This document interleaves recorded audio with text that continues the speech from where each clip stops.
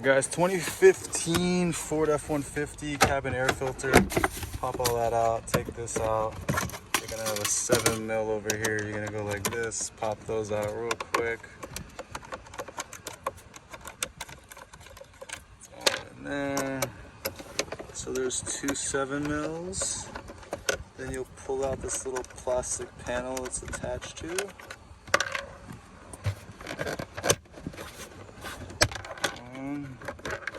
Caught that screw.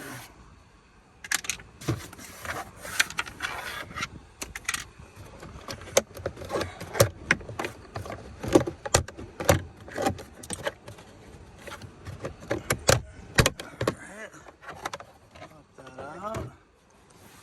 Go in here. Two pull tabs on each side. Pop that sucker out and change your filter. In this case, just changed it. It looked like that.